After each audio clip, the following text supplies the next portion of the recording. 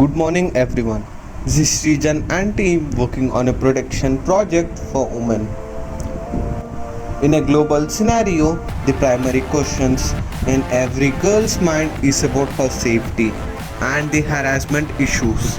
The only thought hunting every girl is when they will be able to move freely on the street even in the odd hour without worrying about their security.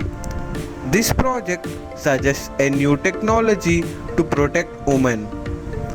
This project focuses on security for women so that they will be never feel helpless. The system consists of various modules such as GSM, GPS, shock circuit, buzzer, camera and a Raspberry Pi. In this project, we are using wireless technology for security purpose and electronic jacket for women.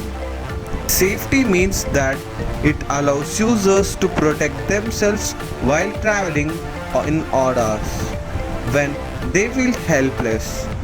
This project is based on women's security as it is reported that every day there are many cases about women harassment. Although an Android-based applications on the women security is already out in the market, but most of the times they are being failed. I thought for making an electric jacket for women. In this project, Raspberry Pi module receives the signal from GPS system which has present location information, and then the Raspberry Pi controller allows the GSM system to send the alert message to the predefined numbers. Also, in our jacket, shock circuit is used to injure the attacker for self-defense.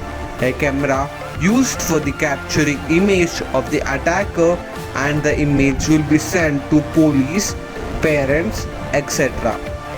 As we are not connected through ATL lab, we are going to submit an digital prototype which you can see on your screen.